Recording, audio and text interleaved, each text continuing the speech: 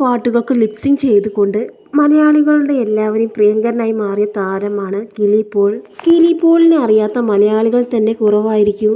ടാൻസാനിയയിലെ ചെറിയ ഗ്രാമത്തിൽ ജനിച്ചു വളർന്ന കിലി പോളിന് അധികമൊന്നും മലയാളത്തെക്കുറിച്ചോ ഇന്ത്യയെക്കുറിച്ചോ ഒന്നും അറിയില്ലായിരുന്നു. എങ്കിലും മലയാളം ഇന്ത്യൻ ഗാനങ്ങൾക്ക് ലിപ്സിങ് ചെയ്തുകൊണ്ടാണ് അദ്ദേഹം സോഷ്യൽ മീഡിയയിലൂടെ ശ്രദ്ധ നേടിയത്.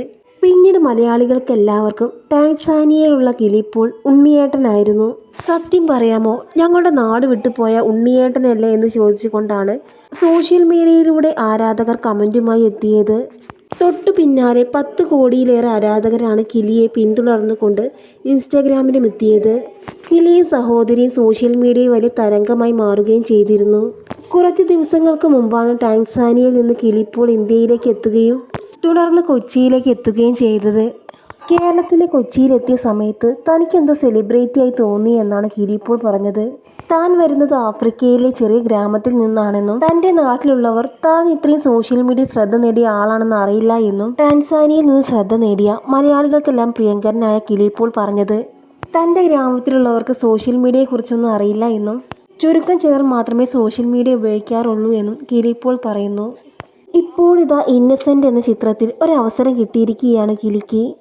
അതുപോലെ തന്നെ കിലി പ്രധാന കഥാപാത്രമായി എത്തിയ സിനിമയും അണിയറയിൽ ഒരുങ്ങാൻ പോവുകയാണ്.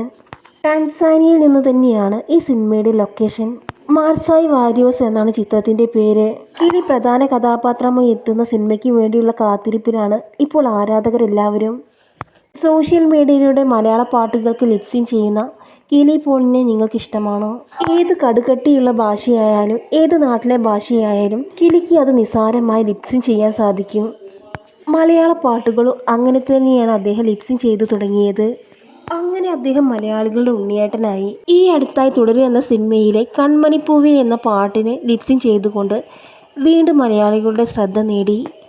തുടരും എന്ന സിനിമയിലെ ഈ പാട്ട് കൊണ്ട് വീണ്ടും ഒരുപാട് ആരാധകരെ നേടിയെടുക്കാൻ താരത്തിന് സാധിച്ചു.